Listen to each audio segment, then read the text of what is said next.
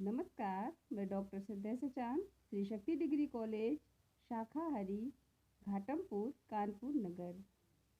हिंदी साहित्य के अंतर्गत आज बीए प्रथम वर्ष के लिए मैं सुप्रसिद्ध नाटककार श्री जयशंकर प्रसाद जी द्वारा रचित ध्रुव स्वामिनी नाटक लेकर उपस्थित हुई हूँ। ध्रुव स्वामिनी नाटक में जो इसके प्रधान नारी पात्र है वह ध्रुव स्वामिनी ही है। ध्रुव स्वामिनी के नाम पर ही आधारित इस नाटक को सृजित किया गया है। ध्रुव स्वामिनी इस नाटक की केंद्रीय सत्ता है। कह सकते हैं कि इस नाटक की प्रमुख पात्र ध्रुव स्वामिनी ही हैं। उन्हीं को केंद्र में रखकर यह प्रसाद जी ने भारतीय नारी के उदात्त स्वरूप को यहाँ पर चित्रित किया है या उसे सार्थक रूप प्रदान करने का प्रयत्न किया है। ध्रुव स्वामिनी का जो चरित्र है वह नाटक के सभी पात्रों के साथ प्रारंभ से लेकर अंत तक देखने को मिलता है। जो भी घटनाएं घटित होती हैं उसमें ध्रुव स्वामिनी जो है वह उपस्थित होती हैं। यथार्थ में देखा जाए तो नाम के अनुकूल ही नाटक की जो स्वामिनी है वह अपने ध्रुव रूप में उपस्थित होती हैं। इसके साथ ही ध्रुव स्वामिनी की जो कथा वस्तु है उसको देख लेते हैं कि ध्रुव स्वामिनी की कथा वस्तु में क्या है। तो ध्रुव स्वामिनी लिच्छवी राज की कन्या है, जिसे लिच्छवी राज ने चंद्रगुप्त को विजय में उपहार के स्वरूप भेंट किया था, किंतु समुद्रगुप्त सम्राट घोषित युवराज से राजदंड ही नहीं हथिया लिया जाता, अपितु षड्यंत्र करके ध्रुव स्वामिनी का विवाह भी रामगुप्त से हो जाता है। उत्थान और पतन के बीच ध्रुव स्वामिनी का चरित्र किस प्रकार से विकसित होता है, इसको बहुत ही सूक्ष्मता के साथ ध्रुव स्वामिनी नाटक में देखने को मिलता है। ध्रुव स्वामिनी नाटक की जो चारित्रिक विशेषताएं हैं उन्हें देखा जाए तो ध्रुव स्वामिनी के चरित्र की जो विशेषताएं हैं उनको हम निम्न प्रकार से देख सकते हैं। ध्रुव स्वामिनी की जो चरित्र की विशेषताएं हैं उनमें से देखते हैं कि जो ये ध्रुव स्वामिनी नाटक है वह नाटक जो है उस नाटक की जो प्रधान है वह नायिका ध्रुव स्वामिनी ही है। तो नाटक की प्रधान नायिका कौन है? ध्रुव स्वामिनी है। ध्रुव स्वामिनी जो है तो इसमें देखते हैं कि ध्रुव स्वामिनी नाटक में जो जयशंकर प्रसाद जी हैं उन्होंने स्त्री की जो कल्पना की है उसे किस प्रकार से किया है।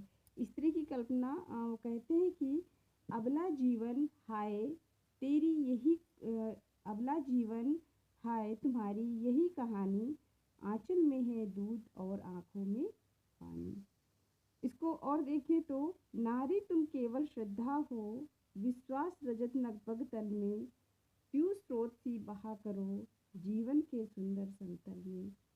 किंतु जो पूर्वार्ध की ध्रुव स्वामिनी में विवशता पीड़ा की झटपटाहट दिखाई पड़ती है, अन्याय के प्रति घृणा एवं वितृष्णा है, वही उत्तरार्ध में आते आते वही ध्रुव स्वामिनी साहसी हो जाती है, स्वाभिमानी हो जाती है। वो आत्माभिमानी नारी की गरिमा की जो पुनः प्रतिष्ठा के लिए धर्म के अधिकारियों के विरुद्ध चुनौती खड़ी कर देने वाली स्त्री के रूप में दिखाई जाती है। ध्रुव स्वामिनी नाटक की प्रधान नायिका भी है। इसके बाद इसकी जो दूसरी हेडिंग है तो उसमें देखते हैं कि ध्रुव स्वामिनी क्या है? आत्मसम्मान की प्रतिमूर्ति है। ध्रुव स्वामिनी में आत्मसम्मान की बहुत अधिक मात्रा भी देखने को मिलती है। ध्रुव स्वामिनी के चरित्र की जो सर्वप्रथम विशेषता है वो क्या है कि उसमें आत्मसम्मान से वह दैदीप्यमान है, उसका जो व्यक्तित्व है वह अपने अस्तित्व की रक्षा के लिए अपने पति से विद्रोह करती है। जब रामगुप्त ध्रुव स्वामी को शकराज की अंकशायनी के रूप में भेंट करने के लिए तत्पर हो जाता है, तो ध्रुव स्वामी अपने सतीत्व की रक्षा के लिए आत्महत्या का भी प्रयत्न करती है। वह रामगुप्त से कहती है कि उसके आत्मसम्मान को कोई ठेस नहीं पहुंचा सकता है।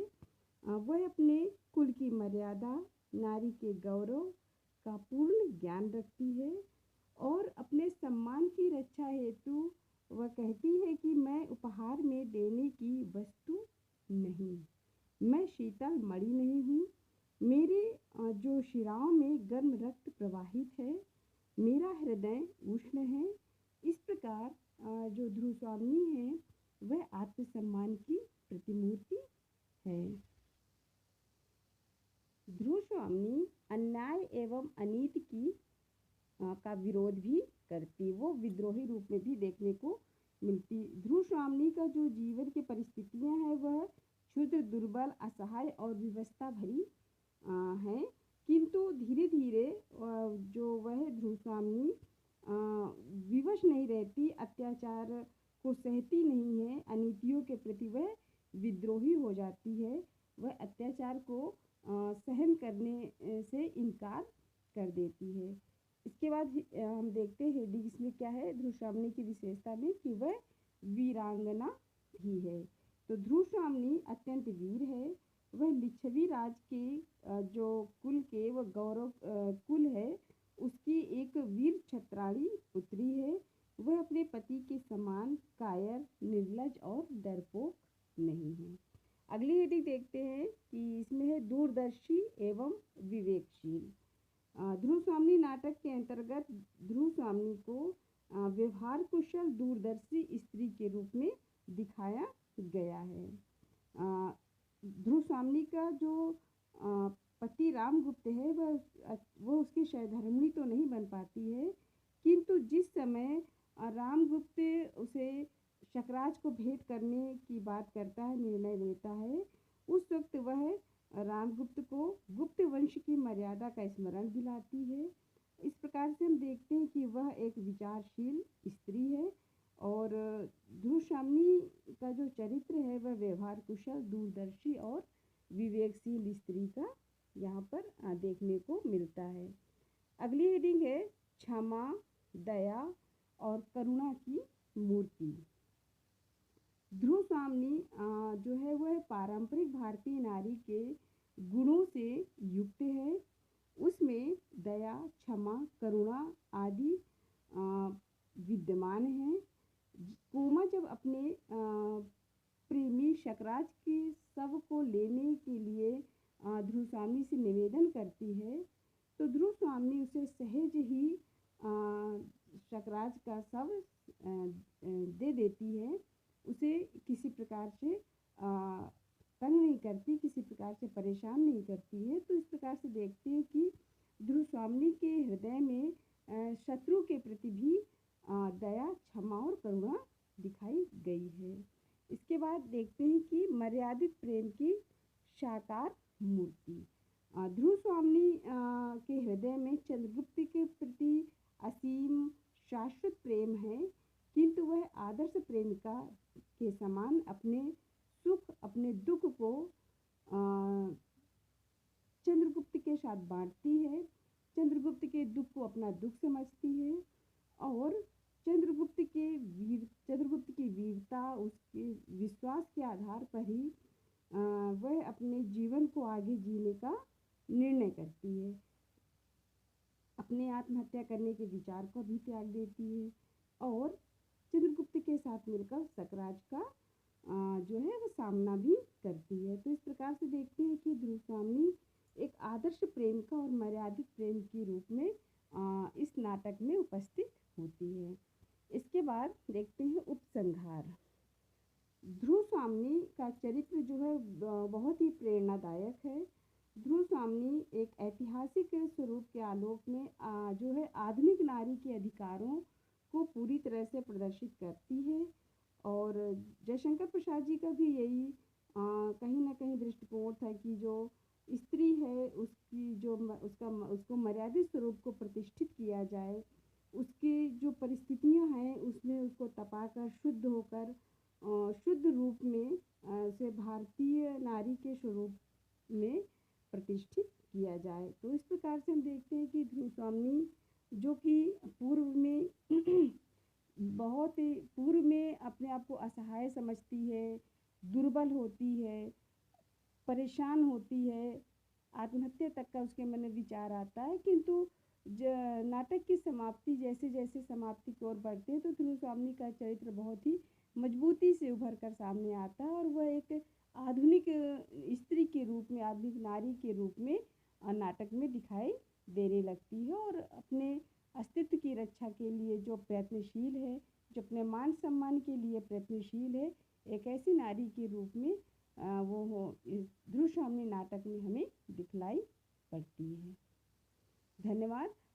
इतना इस जो ये वीडियो है आप इसको देखें, पढ़ें और प्लीज़ इसे सब्सक्राइब करें, लाइक करें। धन्यवाद।